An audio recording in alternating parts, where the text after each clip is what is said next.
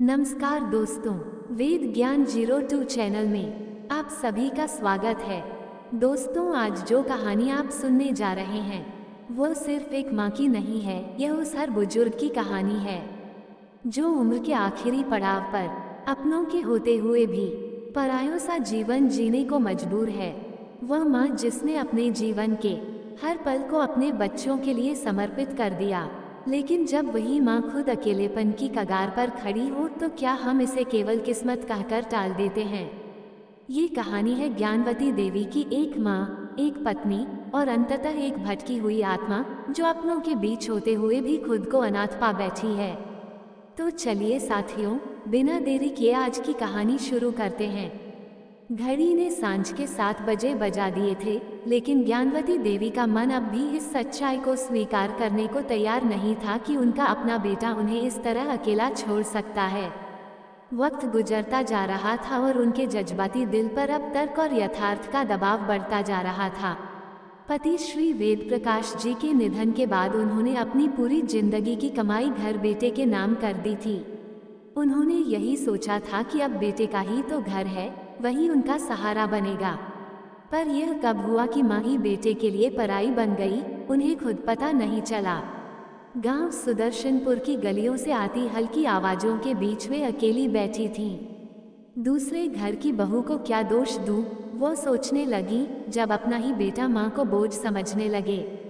तकदीर से हार चुकी ज्ञानवती देवी की समझ में नहीं आ रहा था कि अब वे कहाँ जाएं, क्या करें। इसी दौरान पास खड़े पुलिसकर्मियों ने अपने लिए चाय मंगवाई और एक कप चाय ज्ञानवती देवी को भी दे दी।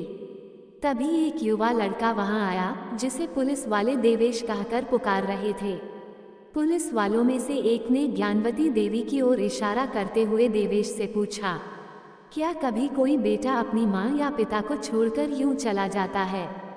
देवेश ने नम्रता से आगे बढ़ते हुए कहा, अम्मा, आप चिंता मत कीजिए, मेरा नाम देवेश है। मैं आसरा नाम से एक वृद्धाश्रम चलाता हूँ, जो उन बुजुर्गों के लिए है जिन्हें अपनों ने छोड़ दिया है। आप चाहें तो वहाँ मेरे साथ चल सकती हैं। धन्यवाद बेटा, लेकिन जब मेरे बेटे ने ही मुझे पराया कर दिया तो अब तुम पर बोझ नहीं बनना चाहती। बुजुर्गों को बोझ समझने वाले ये क्यों नहीं सोचते कि वे कोई अमरबेल खाकर नहीं आए, वे भी तो कभी बूढ़े होंगे। अम्मा, आप मुझ पर बोझ नहीं हैं, सरकार की तरफ से भी मुझे मदद मिलती है। आप मेरे साथ चलिए, आपकी उम्र के बहुत लोग मिलेंगे वहाँ पर। नहीं बेटा, बूढ़ी जरूर हुई हूँ, पर मजबूर नहीं। अम्मा, तो फिर आप जाओगी कहाँ? जहाँ मुझे मेरे भोले बाबा ले जाएंगे। तो पुलिस वाले ने कहा, अम्मा, ऐसे तो हम तुम्हें नहीं जाने देंगे। घर का या किसी रिश्तेदार का पता बता दो तो तुम्हें वहाँ छोड़वा देंगे, नहीं तो फिर आपको देवेश के साथ ही जाना पड़ेगा।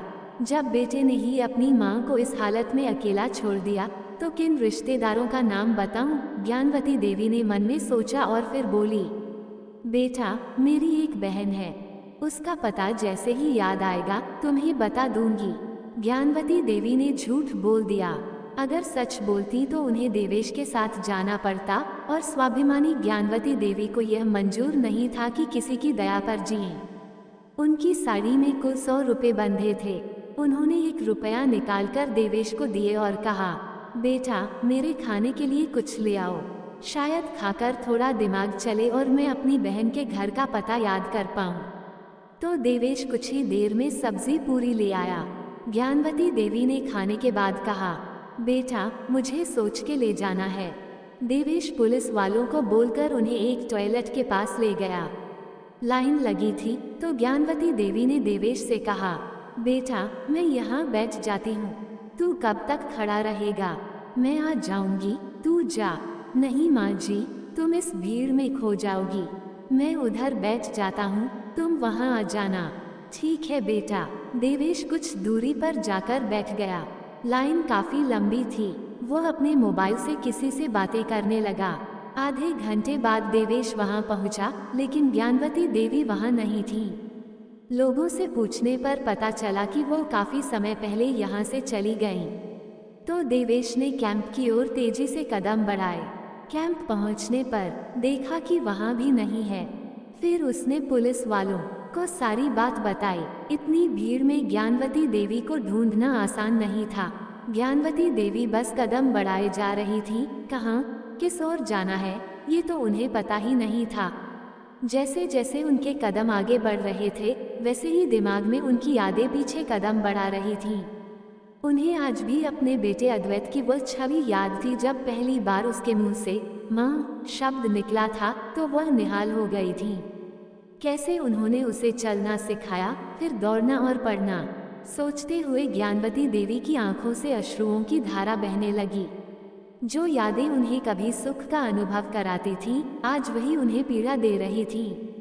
मेरा अद्वैत इतना बड़ा हो गया कि अब उसे अपनी माँ की जरूरत ही नहीं रही। अपने अतीत और वर्तमान में उलझी हुई ज्ञानवती देवी भीड़ भाड़ से काफी दूर निकल आई थी। अब पैर भी साथ नहीं दे रहे थे। सड़क के किनारे एक बड़ा सा पत्थर था। वो उस पर जाकर बैठ गईं और धीरे धीरे गुनगुनाने लगी। ये पत्थर भी हारे थके लोगों को कितना सुकून देता है। फिर भी पता नहीं क्यों ये लोग इंसानों को पत्थर दिल बोलते हैं। करीब 10 मिनट सुस्ताने के बाद ज्ञानवती देवी फिर अनजानी मंजिल की ओर कदम बढ़ाने लगी। रात के करीब 8 बजे बज रहे थे। उन्हें कहीं दूर से मंदिर की घंटियों की आवाज आ रही थी। तो अपने आप ही ज्ञानवती देवी के कदम उस ओर बढ़ चले। अब मेरे प्रभु ही मेरी नया पार लगाएंगे। इस दृढ़ निश्चय ने उन्हें एक नई ऊर्जा से भर दिया। घंटियों का स्वर उनके हर कदम के साथ तेज होता जा रहा था। वह भी मंदिर में जाकर हाथ जोड़कर खड़ी हो गईं। आरती के बाद प्रसाद वितरण हुआ।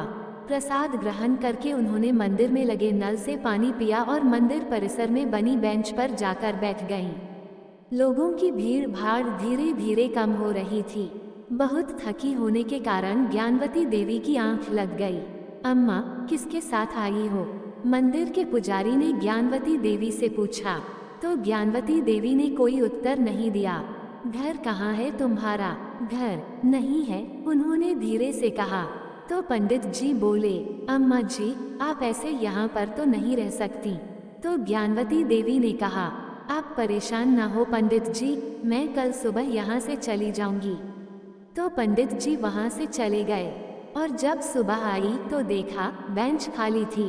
ज्ञानवती देवी पहले ही जा चुकी थी। वे कमजोर जरूर थी, लेकिन उनकी बूढ़ी हड्डियों में आज भी खुददारी जिंदा थी। उन्होंने अपनी साड़ी के पल्लू से 10 रुपए का नोट निकालकर एक चाय वाले को दिया, जो साइकिल पर चाय बेच रहा था। सड़क पर कम ही लोग थे। अम्मा, चाय के साथ बिस्किट भी दूं क्या? कितने का है? 5 की चाय और 5 का बिस्किट। ठीक है बेटा, दे दो। चाय लेकर ज्ञानवती देवी कोई साफ सुथरी जगह देखने लगी जहां बैठकर वह चाय के साथ बिस्किट खा सके। शायद चाय वाला समझ गया था कि वह क्या देख रही हैं। उसने कहा, अम्मा, 10 कदम की दूरी पर एक बगीचा है, वहां बैठकर आराम से चाय पीना। बोलो तो मैं वहां छोड़ दूं। बेटे ने पहले ही छोड़ दिया, अब तुम मत छोड़ो। ज्ञानवती देवी बुदबुदाई, नहीं बेटा, मैं चली जाऊंगी, भगवान तुम्हें खुश रखे। आशीर्वाद देते हुए ज्ञानवती देवी अपनी चाय का कप लिए बगीचे में पहुंची और एक खाली पड़ी बेंच पर बैठकर चाय पीने लगी। चाय पीने के बाद वह लोगों को देखने लगी। सब कानों में ईयरफोन डाले चल रहे थे या कोई दौड़ रहा था, लेकिन एक दूसरे से बातें नहीं कर रहे थे। गांव में तो एक दूसरे से राम राम कहे बिना कोई नहीं जाता, हालचाल तो पूछ ही लेते हैं। ये शहर के लोग कितने बदल गए हैं। ज्ञानवती देवी मन ही मन बुदबुदाई। धीरे धीरे पार्क में मॉर्निंग वॉक करने वाले लोगों की भीड़ कम होने लगी, तो ज्ञानवती देवी सोचने लगी कि अब वह कहाँ जाएं। कोई मंजिल होती तो दूसरों की तरह वह भी उस ओर चल देती। कुछ सोचकर वह उठी, सूर्य देवता को नमस्कार किया और अपनी मंजिल किस्मत पर छोड़कर बस कदम बढ़ाने लगी। दिमाग में बस यही चल रहा था, इन रुपयों के खत्म होने से पहले कुछ काम ढूंढना है, पर कैसे और क्या काम, ये सब उन्हें समझ नहीं आ रहा था। बस शांत मन से अपने कदम बढ़ाती रही और अपने पोते आयुष को याद करने लगी। 14 साल का हो गया, लेकिन अब भी मुझसे जब तक कोई कहानी नहीं सुन लेता, सोता नहीं था। अपने बाप को अकेला आते देखकर उस पर क्या बीतेगी। अद्वैत क्या कहेगा उसे? क्या ये कह पाएगा कि वह अपनी माँ को मेले में छोड़ आया है। अद्वैत ने जो मेरे साथ किया, क्या उसने सपने में भी सोचा है कि भविष्य में उसका बेटा आयुष भी उसके साथ ऐसा कर सकता है? लेकिन इतना सब सोचा होता तो शायद वह ऐसा करता ही नहीं। खैर, जैसी प्रभु की इच्छा। जरूर उन्होंने मेरे लिए कुछ अलग सोच रखा है। चलते चलते ज्ञानवती देवी ना जाने क्या क्या सोच रही थी। तभी उन्होंने देखा कि कई बच्चे एक बिल्डिंग के अंदर जा रहे थे। तो ज्ञानवती देवी वहीं खड़ी होकर बच्चों को निहारने लगी। बच्चों की तेज आवाज से ज्ञानवती देवी का ध्यान उनकी तरफ खींचा चला गया। कुछ बच्चे एक टपरी जैसी कच्ची दुकान पर खड़े थे और उस चाय वाले से कह रहे थे, क्या मिश्रा जी, कितना इंतजार करवाओगे पराठे के लिए? 10 मिनट से तो खड़े हैं। बस बेटा, सुरेश आने वाला होगा। इस हरामखोर को भी धंधे के वक्त बेमतलब काम याद आते हैं। 2 मिनट के लिए कह कर गया था, अब तक नहीं आया। इस बार तो काम से निकाल दूंगा। मेरे गांव का है, वरना कब का नौकरी से निकाल दिया होता। उनकी बात सुनकर ज्ञानवती देवी उस दुकान वाले के पास गईं और बोली, आप कहें तो मैं पराठा बना दूं इन बच्चों के लिए। अरे आप क्यों बनाएंगी? उस दुकान वाले ने कहा। तो ज्ञानवती देवी बोली, इन बच्चों को खिलाकर अच्छा लगेगा मुझे। चिंता मत करो, पराठे बनाने के पैसे नहीं लूंगी तुमसे। ज्ञानवती देवी के लिए 4 पराठे बनाना तो मामूली सा काम था।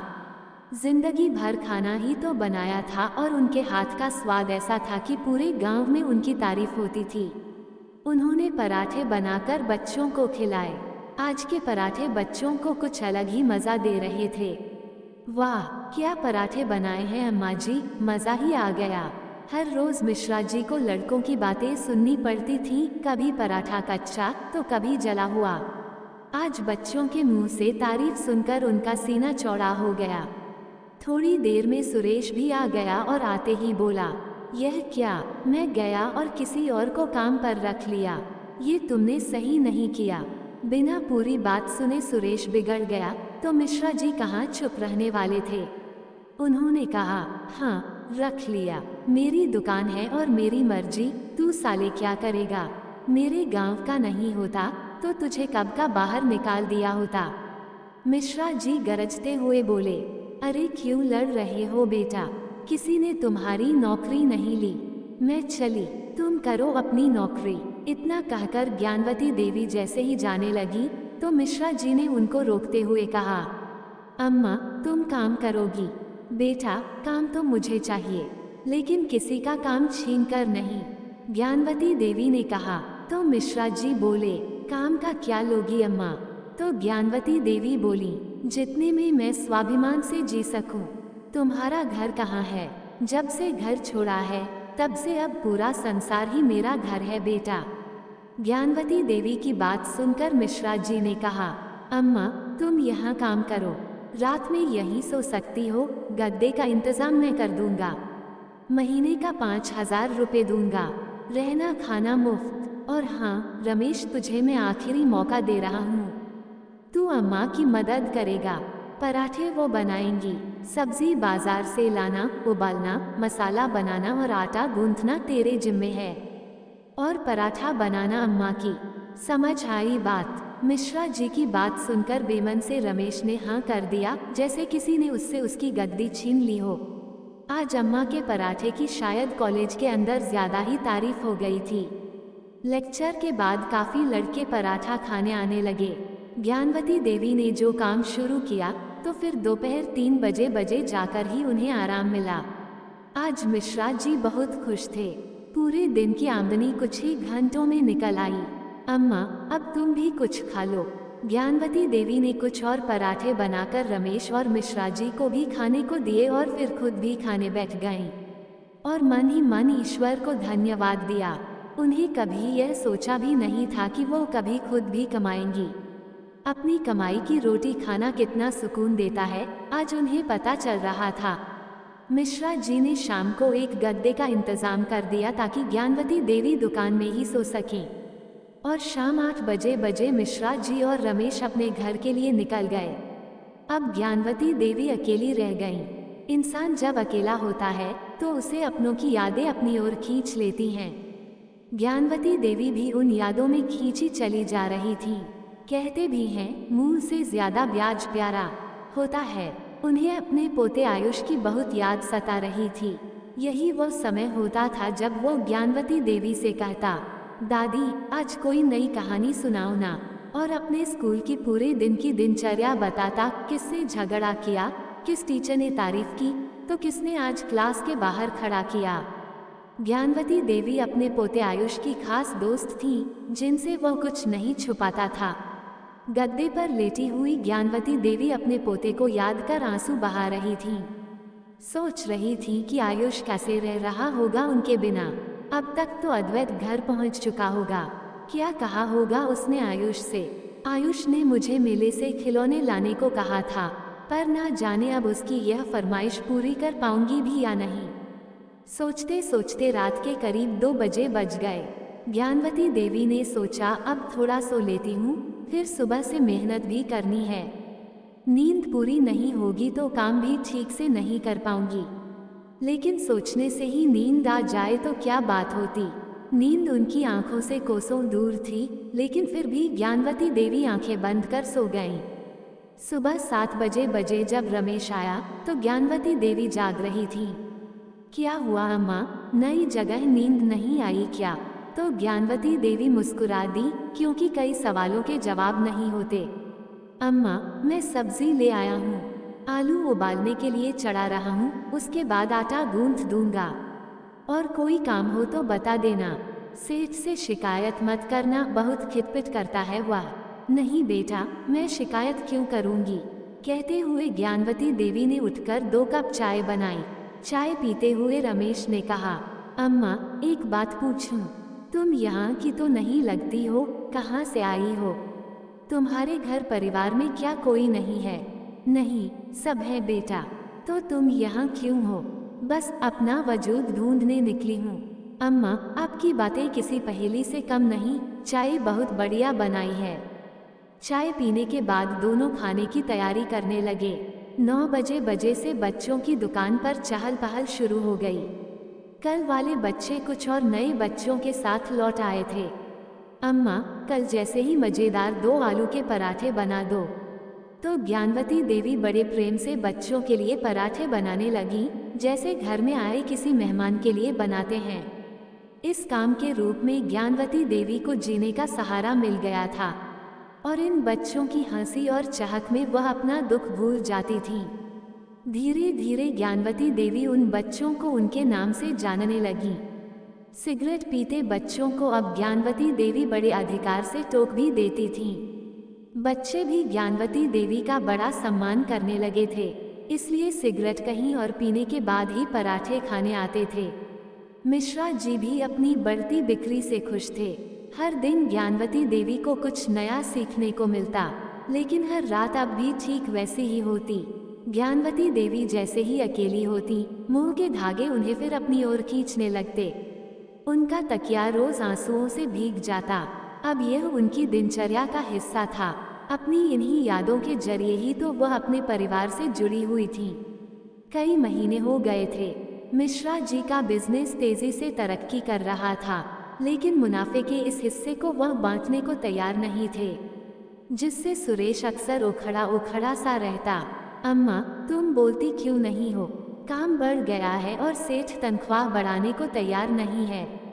पहले बोलते थे कि आमदनी नहीं होती, पैसे क्या खाक बढ़ाऊं, और अब जब काम अच्छा चल रहा है तो भी पैसा देने को तैयार नहीं है। बेटा, मुझे आज 6 महीने हुए हैं, और जितना मिल रहा है वह भी बच ही जाता है। मैं क्या बोलूं? आज तुम्हारे लिए बात करके देखती हूँ, ज्ञानवती देवी ने कहा। सुरेश ने ज्ञानवती देवी का बैंक में अकाउंट खुलवा दिया था और उन्हें ही अपने बैंक में पैसे जमा करवाने के लिए देता था। सुरेश को बहुत उदास देखकर ज्ञानवती देवी ने सोचा कि वह आज जरूर मौका देखकर मिश्रा जी से उसकी पगार बढ़ाने के लिए बात करेगी। मिश्रा जी अब दुकान पर कम बैठते थे, क्योंकि ज्ञानवती देवी पर पूरा भरोसा जो था। शाम 7 बजे करीब वह आते थे और दिन भर की कमाई में से अगले दिन का सामान लाने के लिए सुरेश को पैसे देकर निकल जाते।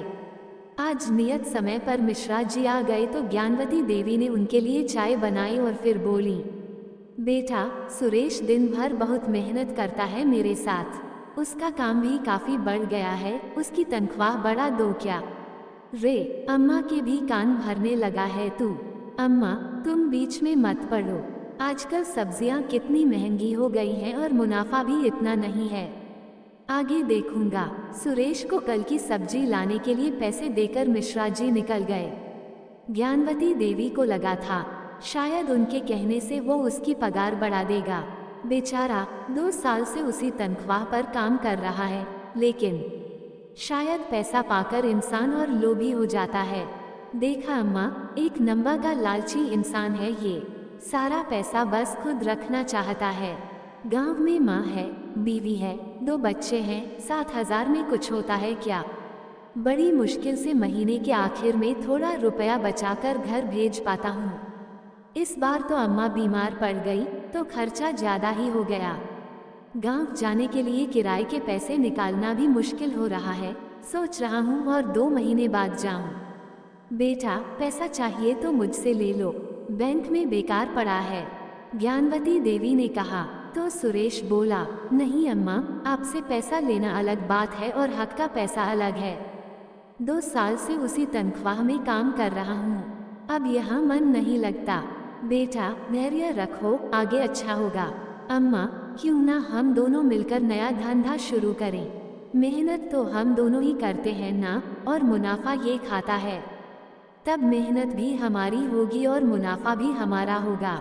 बेटा, मुश्किल में मिश्रा जी ने मुझे सहारा दिया था, मुझे ऐसे अच्छा नहीं लगेगा।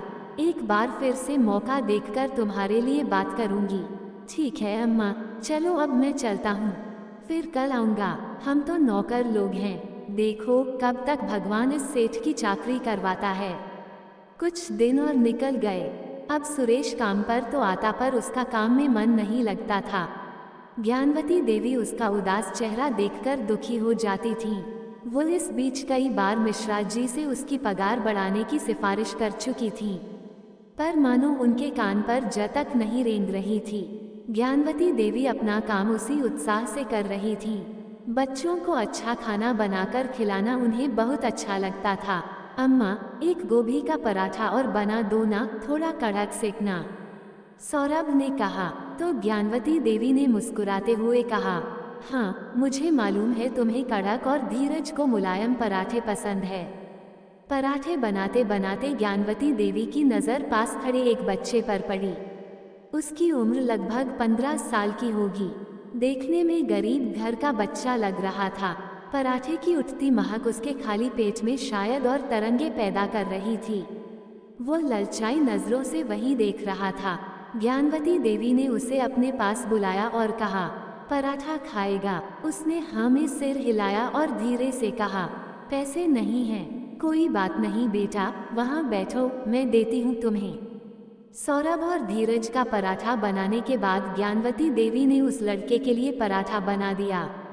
वो बच्चा शायद बहुत भूखा था, उसने गर्म पराठा ही मुंह में डाल लिया और उसका मुंह जल गया। बेटा, आराम से, ये लो, पानी पी लो और एक पराठा बना दूं। उसने फिर एक बार हाँ में सिर हिला दिया। उसे पराठा खाते देख ज्ञानवती देवी को अपने पोते आयुष की याद आ गई। इतना बड़ा हो गया, फिर भी कई बार जिद करता था, दादी मुझे आज अपने हाथों से खिलाओ। ज्ञानवती देवी उसकी यादों में खोई ही थी कि तभी मिश्रा जी की कर्कश आवाज उनके कानों में पड़ी। इसने पराठे के पैसे दिए हैं क्या? नहीं दी। क्यों? क्या हुआ? मैं इतनी मेहनत से कमाता हूँ, अगर आज दिन में नहीं आता तो पता नहीं चलता कि तुम लोगों ने यहाँ लंगर खोल के रखा है। ज्ञानवती देवी को मिश्रा जी की यह बातें अच्छी नहीं लगी। उन्होंने कहा, बेटा मेरी तनख्वाह में से काट लेना। अच्छा, देख लिया तो तनख्वाह में से काट लेना, नहीं देखता तो मेरा पैसा ऐसे ही लुटाती।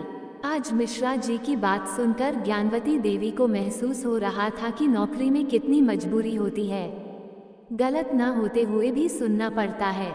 मिश्रा जी कुछ और बोलते उससे पहले ही सुरेश बोल पड़ा, ठीक से बात करो, उम्र में बहुत बड़ी है आपसे। मिश्रा जी को अपने यहाँ नौकरी करने वाले की यह बात कैसे बर्दाश्त होती। वो उस पर भड़क गया। माहौल देखकर वह बच्चा आधा पराठा छोड़कर ही ना जाने कहाँ चला गया। ज्ञानवती देवी को बहुत दुख हुआ। वहाँ बैठे बच्चे भी अब इस लड़ाई में शामिल हो गए। अम्मा से कोई तेज आवाज में बोले, ये उन्हें कहाँ बर्दाश्त था। इतनी आवाजों में ज्ञानवती देवी की आवाज कौन सुनने वाला था। थोड़ी देर बाद सुरेश और ज्ञानवती देवी सड़क पर बैठे थे।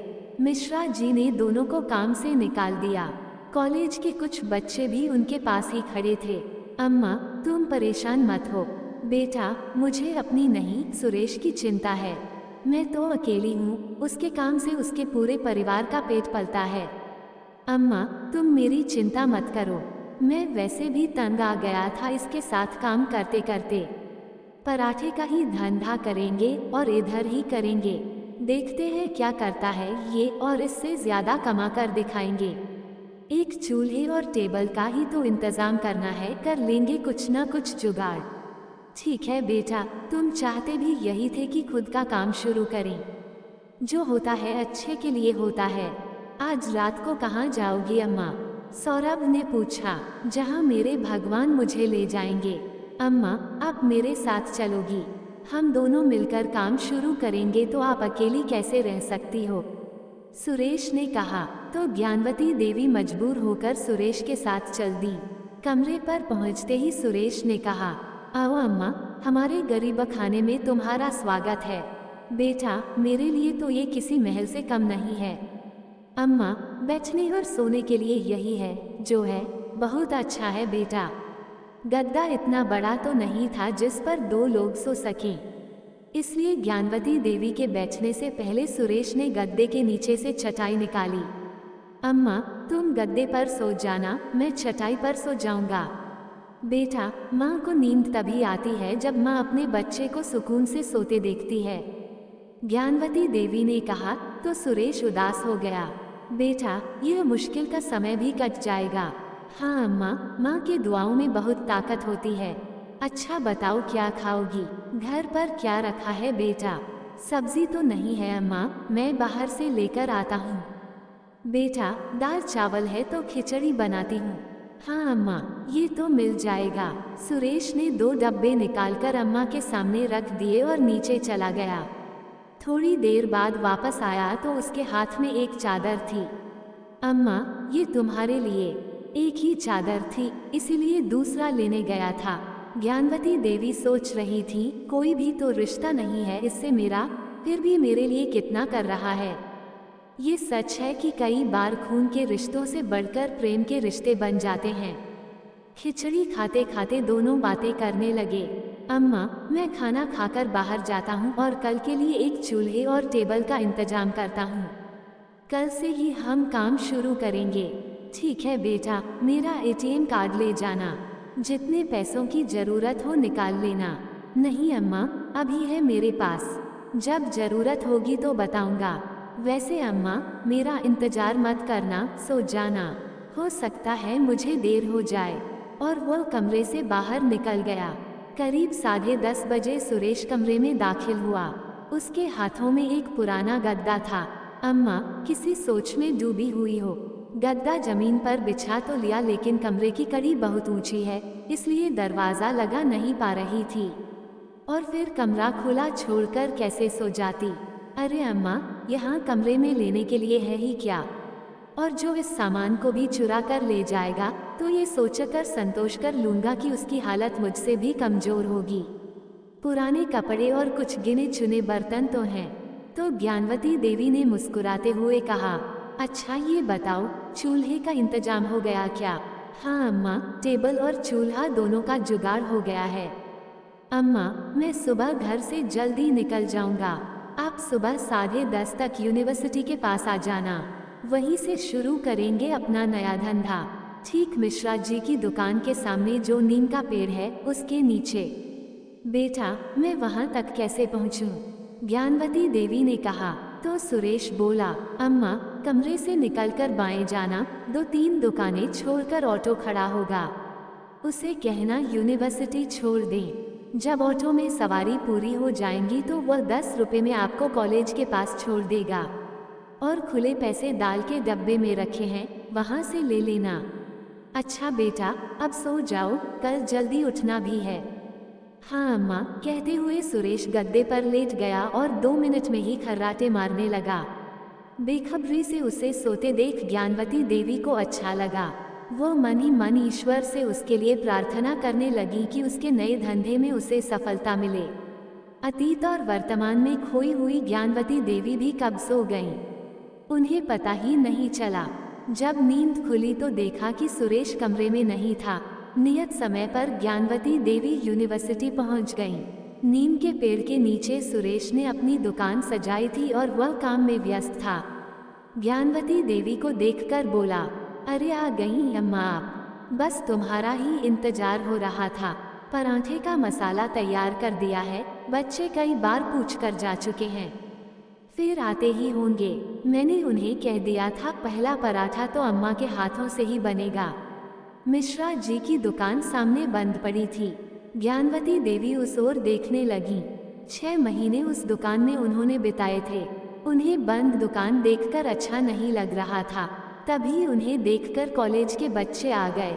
सौरभ ने कहा, अम्मा तुम्हारे पराठे का ही इंतजार हो रहा था, अब बस जल्दी से खिला दो, बहुत भूख लगी है। ठीक है बेटा, अभी बनाती हूँ। धीरज कहाँ है, आज तुम्हारे साथ दिखाई नहीं दे रहा, ज्ञानवती देवी बोली। अम्मा, उसकी बहन को आज लड़के वाले देखने आ रहे हैं इसलिए नहीं आया, सुरेश ने जवाब दिया। ज्ञानवती देवी पराठे बनाने लगी। सुरेश ने नीम के पेड़ पर एक तख्ती लटका दी जिस पर पराठे के दाम लिखे थे। पराठे का दाम मिश्रा जी की दुकान से कम रखा गया था और आज विशेष ऑफर भी था, 2 पराठे के साथ तीसरा मुफ्त। सुरेश पराठे बनाने में ज्ञानवती देवी की मदद करने लगा। विशेष ऑफर का लाभ उठाने के लिए आज कुछ ज्यादा ही भीड़ लग गई थी। अम्मा के हाथ निरंतर चल रहे थे और सुरेश के भी।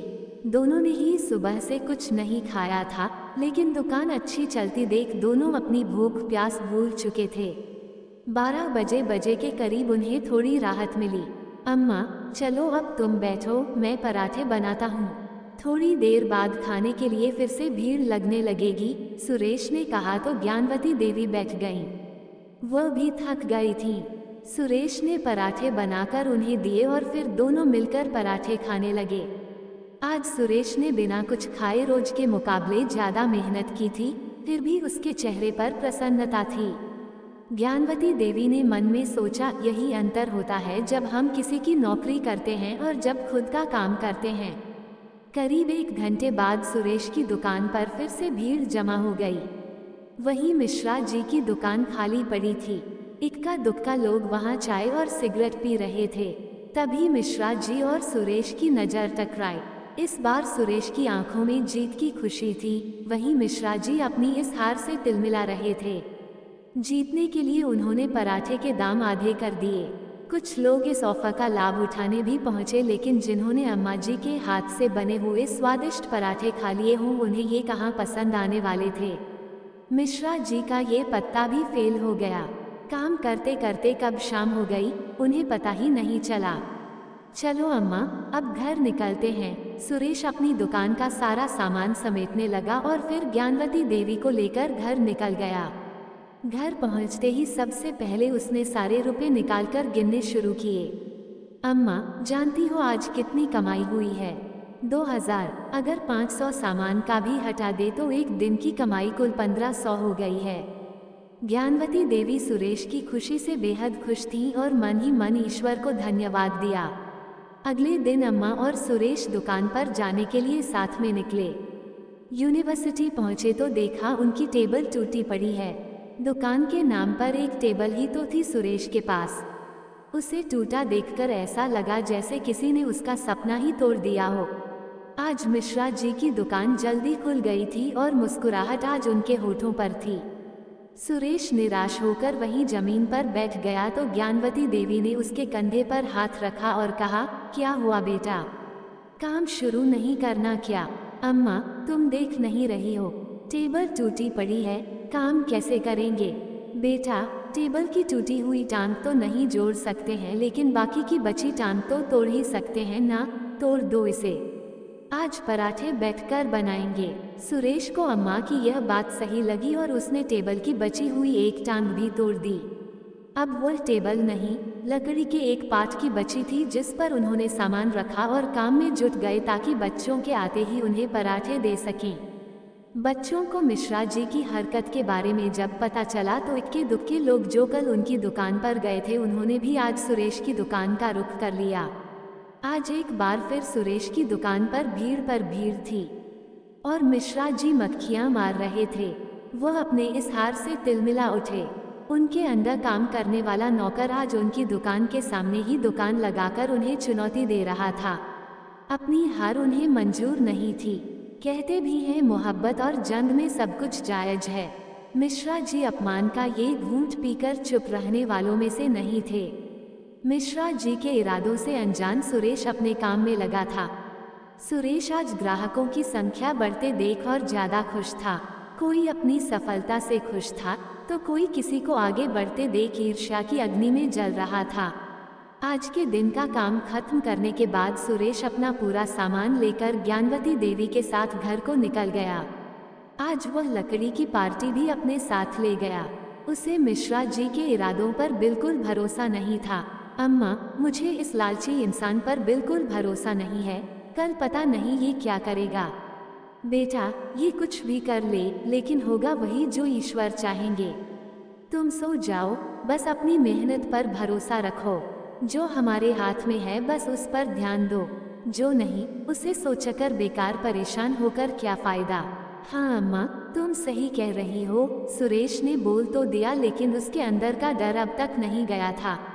पिछले कई सालों से मिश्रा जी के यहाँ काम कर रहा था, इसलिए जानता था कि वो कितना घातक इंसान है, लेकिन सरला जी की बातों से उसने अपने आप को समझा लिया। जो होगा देखा जाएगा। अभी सोचकर नींद खराब करके क्या फायदा। पूरे दिन की कड़ी मेहनत के चलते दोनों को जल्दी नींद आ गई। अगले दिन भी सौरभ की दुकान पर काफी भीड़ थी और मिश्रा जी की दुकान पर बस कुछ लोग सिगरेट और चाय के लिए खड़े थे। तभी एक पुलिस वाला सौरभ की दुकान पर आ धमका। पुलिस वाले ने डंडा जमीन पर मारते हुए कहा, किसकी दुकान है यह? मेरी दुकान है साहब, ये तुम्हारी जमीन है क्या? नहीं सरकार, बस अभी 2 दिन हुए हैं यहाँ धंधा लगाए हुए। सौरभ ने घबराते हुए कहा तो पुलिस वाला बोला, जहाँ जगह मिली दुकान लगा दी। अपने बाप का राज समझ रखा है क्या? हटाओ ये दुकान अभी के अभी या फिर मैं हटाऊं अपने तरीके से। ऐसा ना कहो सरकार, ये हमारी रोजी रोटी है, अभी के अभी ये दुकान बंद कर।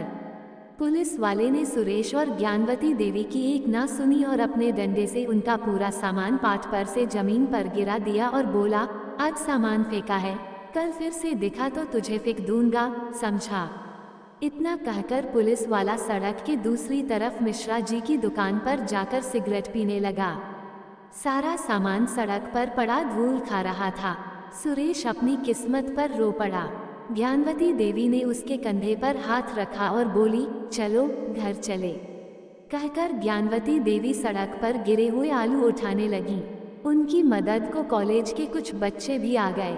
ज्ञानवती देवी ने कॉलेज के बच्चों से कहा, बेटा एक स्टैंप का इंतजाम कर दो। लड़कों ने जल्द ही एक स्टैंप की व्यवस्था कर दी। तभी सौरभ बोला, अम्मा अब कल से तुम नहीं आओगी क्या? तो ज्ञानवती देवी कुछ जवाब नहीं दे पाई। तभी सौरभ ने सुरेश से कहा, सुरेश भैया कुछ मदद चाहिए हो तो संकोच मत करना और अपना पता तो देकर जाओ। सुरेश ने अपना पता बताया और चुपचाप ऑटो में बैठ गया। कमरे पर पहुंचकर सुरेश गद्दे पर लेट गया तो ज्ञानवती देवी ने पूछा, चाय बनाऊं क्या बेटा? नहीं अम्मा। ज्ञानवती देवी ने फिर भी 2 कप चाय बनाई और 1 कप ले जाकर उसे दे दी। नहीं अम्मा, नहीं पी पाऊंगा मैं। आंसुओं के रूप में उसका दर्द बाहर निकल आया। बेटा हिम्मत मत हारो। इतनी हिम्मत लाऊं कहाँ से अम्मा? सही तो करते हैं चोर लुटेरे, ईमानदारी से लोग पैसे कहाँ कमाने देते हैं।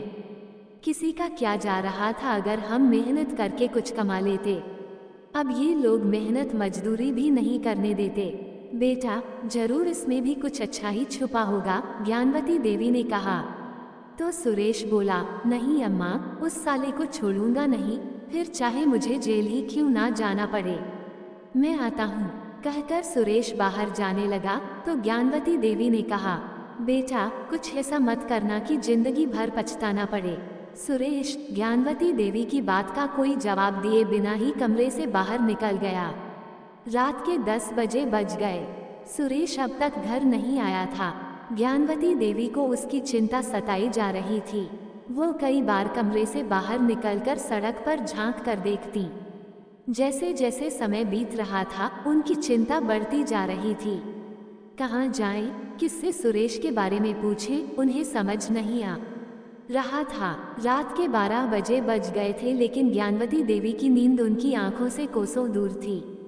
करीब 12:30 पर सुरेश लड़खड़ाता हुआ कमरे में दाखिल हुआ। ज्ञानवती देवी जाग रही थी, लेकिन उन्होंने ऐसे जताया कि मानो वह सो चुकी हैं।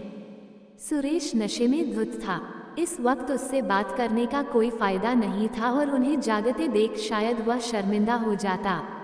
सुबह के 10 बजे भी जब सुरेश नहीं उठा तो ज्ञानवती देवी ने उसे जगाया। अरे उठना नहीं है क्या? अम्मा, सर दुख रहा है, उठा नहीं जा रहा। आज काम पर नहीं जाना क्या? अम्मा, अब क्या खुद मार खाने जाऊं वहाँ? वह नीच मुझे कभी काम नहीं करने देगा। बेटा ऐसा कहकर तो तुमने पहले ही हार मान ली। मतलब कि अपने दुश्मन को खुद से ज्यादा ताकतवर समझकर घुटने टेक दिए। तो क्या करें अम्मा, फिर जाऊं वहां अपने सामान का नुकसान करवाने? देखो बेटा, मुझे ज्यादा तो नहीं पता, पर क्यों हम उसकी दुकान के सामने ही अपनी दुकान खड़ी करें? इतना बड़ा शहर है, कहीं और अपनी दुकान लगाएंगे। अम्मा, तुम नहीं जानती उसे। जैसे ही पता चलेगा वह वहां भी अपना धंधा नहीं चलने देगा। सुरेश की बात सुनकर ज्ञानवती देवी मन ही मन उदास हो गईं और दोनों के लिए चाय बनाने लगीं। ज्ञानवती देवी चाय बना ही रही थी कि तभी किसी ने दरवाजे पर दस्तक दी। सुरेश सर पकड़कर उठा और दरवाजा खोला। सामने सौरभ और धीरज खड़े थे। तुम दोनों यहाँ? अम्मा, राम राम।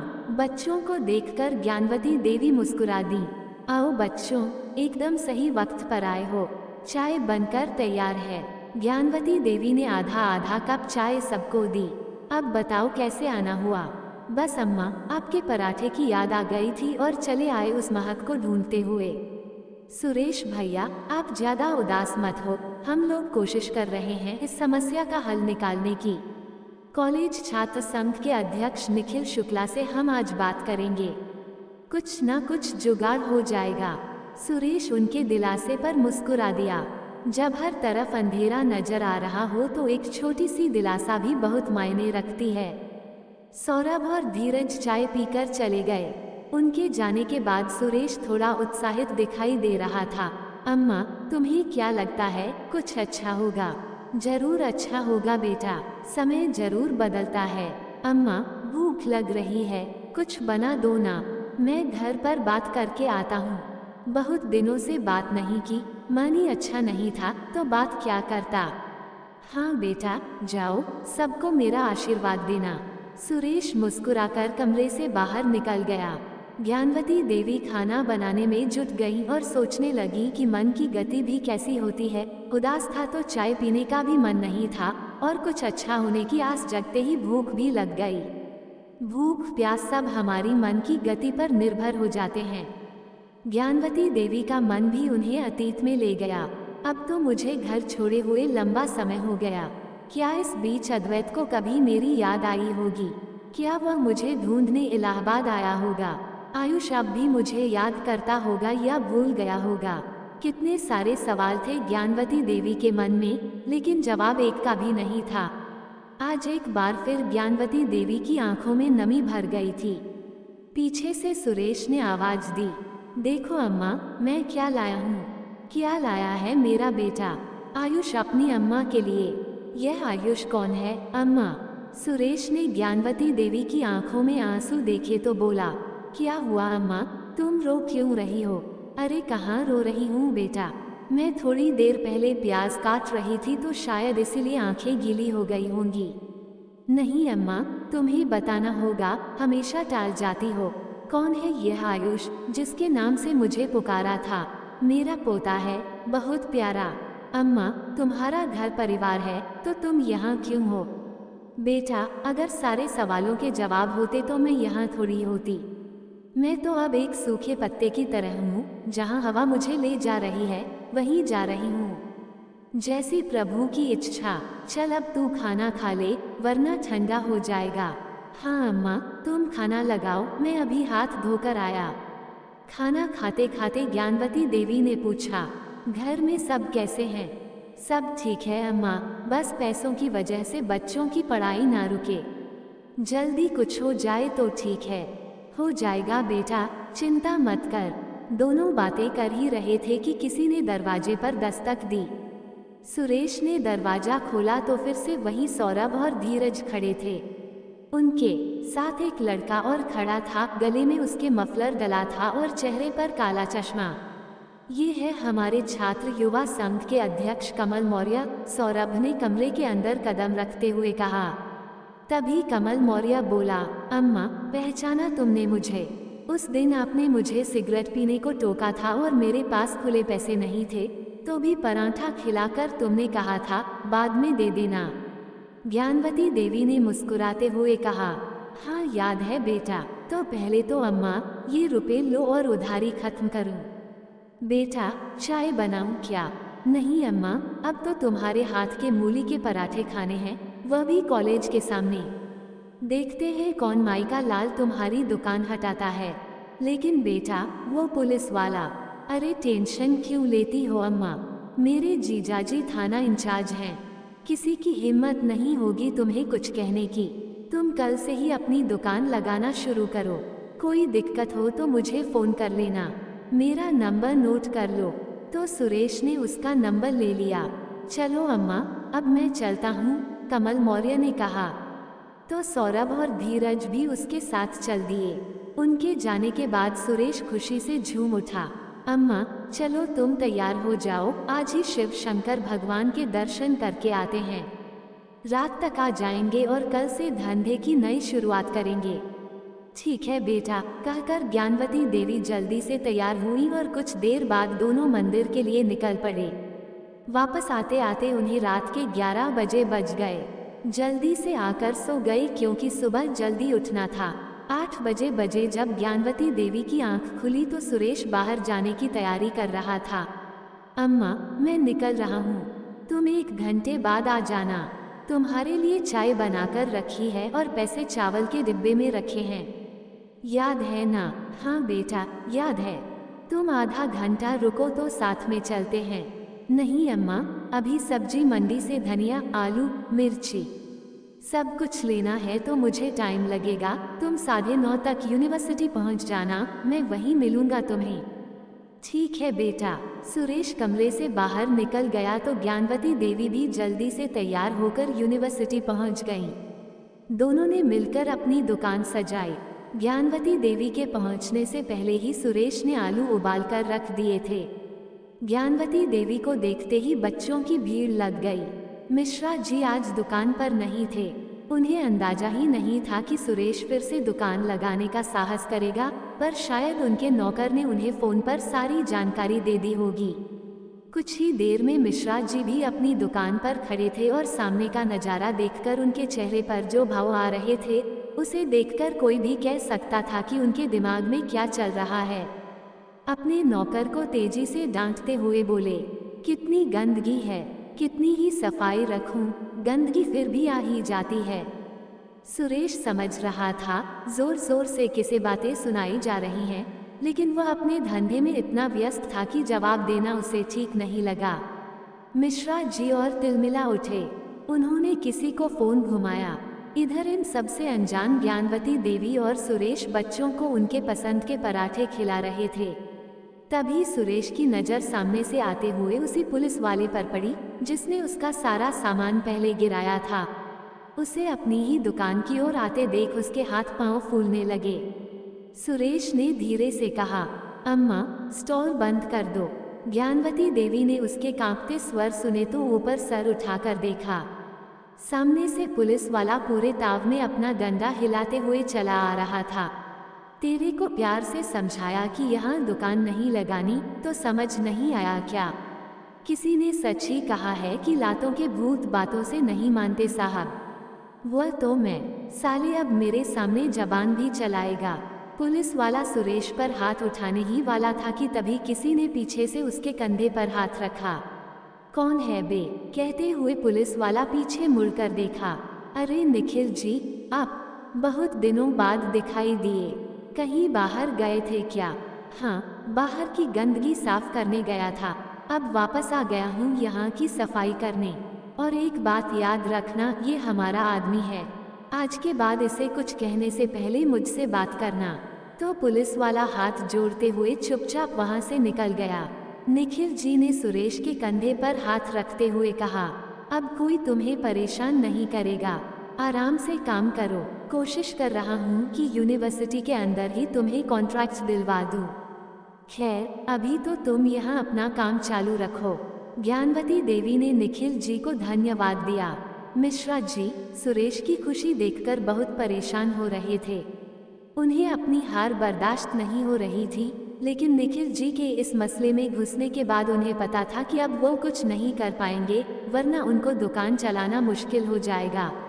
सुरेश की खुशी बर्दाश्त नहीं होने के कारण उन्होंने अपनी दुकान आज जल्दी बंद कर दी और वहां से निकल गए। शाम को घर आने के बाद सुरेश ने ज्ञानवती देवी से कहा, अम्मा, मैं सोच रहा हूँ चाय का बिजनेस भी शुरू कर दूँ। मिश्रा जी की दुकान ही बंद करवा देता हूँ। बहुत परेशान किया है इसने मुझे, अब इसकी बारी है। नहीं बेटा, तुम भी उसके साथ वैसा ही करोगे तो फर्क ही क्या रह जाएगा उसमें और तुम में। तुम गलत नहीं थे, तो देखो मुश्किलों के बाद भी तुम्हारा काम शुरू हुआ। अब ये सोचो कि अपने काम को बढ़ाना कैसे है, दूसरे का काम बंद करने का मत सोचो। मिश्रा जी कैसे भी हो, पर उस दुकान ने हमें कई दिनों तक सहारा दिया है। मैं उस दुकान को बंद होते नहीं देखना चाहती। हाँ अम्मा, तुम सही कह रही हो। खाना पीना खाकर सुरेश और ज्ञानवती देवी दोनों सो गए। अब हर रोज सुरेश की दुकान पर भीड़ जमी रहती। उसके चेहरे पर चमक आ गई थी। धीरे धीरे उसने खुद का मकान बनवा लिया और अपने परिवार को गांव से शहर बुला लिया। ज्ञानवती देवी को तो मानो पूरा परिवार ही मिल गया था। सभी के दिन हंसी खुशी में बीत रहे थे। अब सुरेश ने अपनी दुकान पर और बंदे भी रख लिए थे। ज्ञानवती देवी ने उनको सब कुछ सिखा दिया था। देखते ही देखते 4 साल बीत गए। ज्ञानवती देवी 5वीं तक पढ़ी थी। अब उनके हर दिन की शुरुआत अखबार पढ़कर ही होती थी। आज भी रोज की तरह ज्ञानवती देवी सुबह चाय की चुस्कियों के साथ अखबार पढ़ रही थी।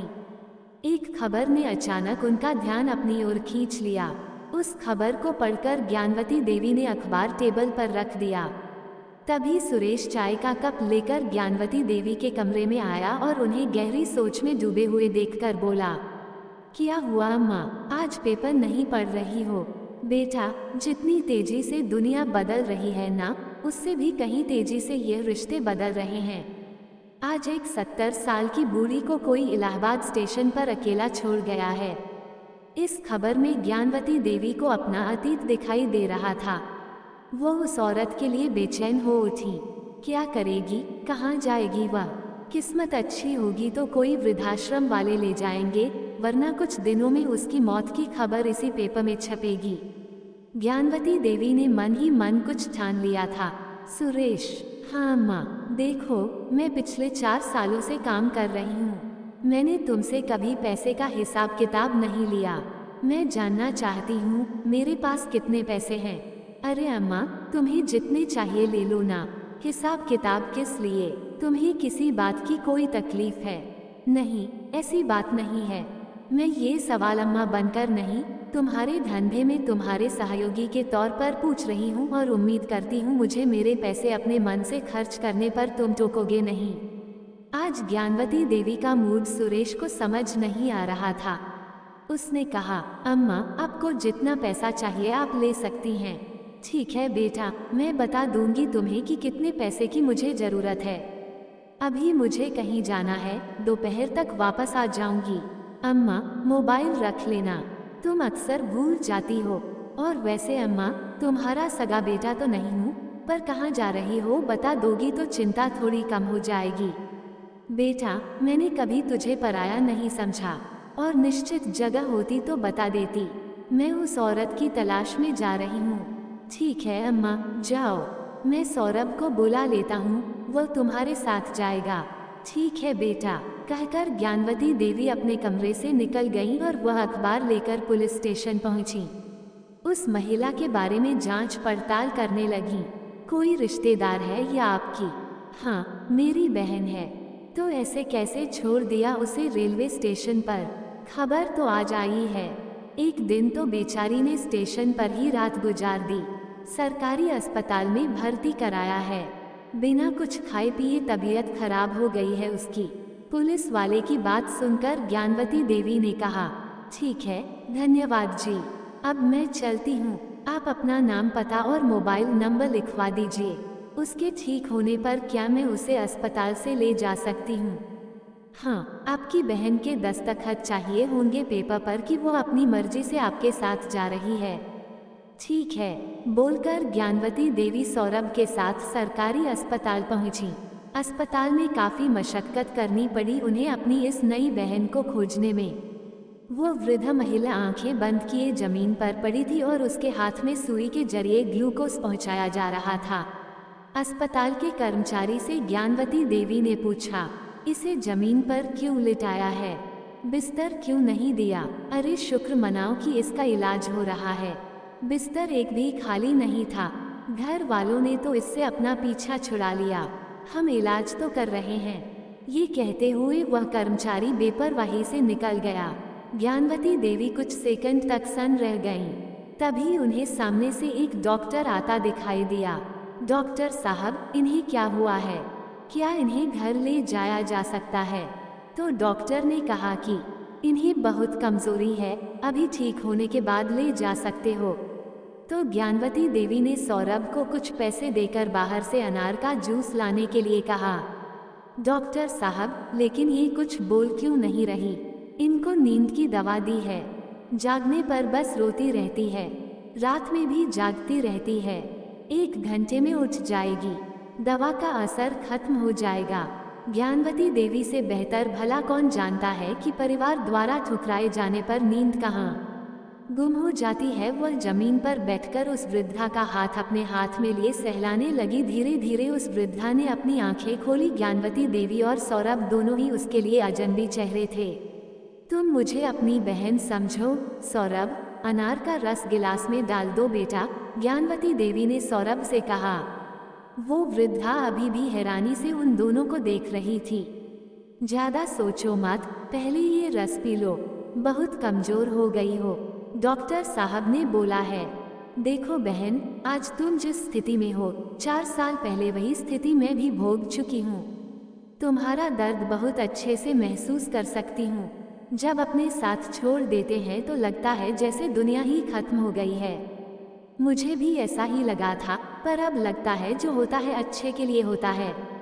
मेरे बेटे ने मुझे छोड़ा ना होता तो खुद कमाकर खाने में जो सुकून मिलता है उसे समझ नहीं पाती। हमेशा उनके दया पर जीती और उनके लिए एक बोझ बनी रहती। उसी स्वाभिमान से मैं तुम्हें भी जीते हुए देखना चाहती हूँ। खुद को बोझ और बेसहारा मत समझना, मैं तुम्हारे साथ हूँ। वो वृद्धा रोते हुए बोली, पर जीव किसके लिए? जीने की इच्छा ही खत्म हो गई है। अपने लिए जियो, जीवन ऐसे जियो कि जब तक जिंदा हो शान से जियो, किसी का मोहताज और बेसहारा बनकर नहीं। इस उम्र में मैं क्या कर पाऊंगी? बहुत कुछ कर पाओगी, पर पहले अपनी तबीयत संभालो, बहुत कमजोर हो गई हो। अपनी इस बहन के साथ रहना पसंद करोगी? ज्ञानवती देवी ने कहा। तो वृद्धा बोली, लेकिन तुम मेरी मदद क्यों करना चाहती हो? मैं तुम्हारी नहीं, अपनी मदद कर रही हूँ, क्योंकि तुम में मैं खुद को देखती हूँ। लो अम्मा, ये फल कटवा के ले आया हूँ, सौरभ ने कहा। तो ज्ञानवती देवी ने फलों से भरी प्लेट उस बुढ़ग के पास रख दी और उन्हें घर ले जाने के लिए डॉक्टर से बात करने चली गई। तो डॉक्टर ने कहा, आप इन्हें घर ले जा सकती हैं, लेकिन खाने पीने का खास ध्यान रखना होगा। कुछ दवाएं हैं, उन्हें समय पर खिलाइए। ज्ञानवती देवी ने अस्पताल की सभी फॉर्मेलिटीज पूरी की और फिर उसे लेकर पुलिस स्टेशन गई और वहां उस वृद्धा को पुलिस के दिए एक कागज पर दस्तखत करने को दिया। मुझे लिखना नहीं आता है। ठीक है, अंगूठा लगा दो। फिर ज्ञानवती देवी उसे लेकर घर की ओर निकल गई। घर पहुंचकर ज्ञानवती देवी ने घर का दरवाजा खटखटाया। सुरेश ने दरवाजा खोला। ज्ञानवती देवी के साथ उस वृद्धा को देखकर वह कुछ नहीं बोला, बस मुस्कुरा दिया। तभी ज्ञानवती देवी ने कहा, यह मेरा बेटा है, जैसे तुम अब मेरी बहन हो। आवाजें सुनकर भी सुरेश की पत्नी कमरे से बाहर नहीं निकली। ज्ञानवती देवी उसे अपने कमरे में ले गई और बिस्तर पर लेटा दिया। फिर अपने कमरे से निकलकर ज्ञानवती देवी सुरेश के कमरे की ओर जा ही रही थी कि तभी उन्हें बहू की तेज आवाज सुनाई दी। ये घर है या धर्मशाला जो हर किसी को यहाँ लाकर पटक दिया। मैंने पहले तुम्हारी माँ की सेवा की, फिर तुम्हारे धंधे के कारण अम्मा का ध्यान रखती हूँ, अब वो किसी और को यहाँ ले आई। ना जान है ना पहचान, कल किसी और को उठाकर ले आएंगी। देखो, मुझसे ये सब नहीं हो पाएगा। घर को घर ही रहने दो, और अम्मा से कुछ नहीं कह सकते हो तो मुझे गांव भेज दो। दिन रात सबकी दवाइयों की देखभाल नहीं कर सकती मैं। बहू की बात सुनकर ज्ञानवती देवी ने अपने कदम पीछे खींच लिए और खुद ही रसोई में चाय बनाने चली गई। 2 कप चाय लेकर पहले सुरेश के कमरे में गई। लो बहू, आज मेरे हाथ की चाय पियो। अम्मा, इसकी क्या जरूरत थी? अरे बेटा, अपनी बहन के लिए चाय बना रही थी तो सोचा तुम लोगों के लिए भी बना दूं। बेटा, मैं सोच रही हूँ कि एक अलग घर ले लूं। अब मेरी बहन भी आ गई है। सुरेश समझ गया था कि अम्मा ने उनकी बातें सुन ली हैं। लेकिन अम्मा, सुरेश कुछ बोलने ही वाला था कि तभी उसकी पत्नी ने उसे कोहनी मारी। तो ज्ञानवती देवी बोली, बेटा, आज मैं उम्र के जिस पड़ाव पर हूँ वहाँ अब बस मेरी एक ही इच्छा बची है कि किसी को भी बुढ़ापे में दर दर की ठोकरें खाते ना देखूं। उस बुरे वक्त में जैसे तुमने मेरी मदद की, मैं भी किसी की मदद करना चाहती हूँ।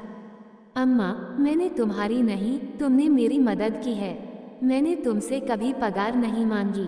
तुमने और बहू ने मुझे माँ का पूरा सम्मान दिया, लेकिन अब मुझे कुछ पैसों की जरूरत है बेटा, ताकि एक घर किराए से ले सकूं और अपनी बहन को लेकर वहां चली जाऊं। ज्ञानवती देवी ने कहा तो सुरेश उदास होते हुए बोला, ठीक है अम्मा, मैं कोशिश करता हूँ जल्दी से जल्दी कोई मकान ढूंढ लूँ। ज्ञानवती देवी ने उसके सिर पर प्यार से हाथ फेरा और कमरे से निकल गई। फिर रसोई में जाकर अपनी बहन के लिए चाय ली और अपने कमरे की ओर बढ़ गई।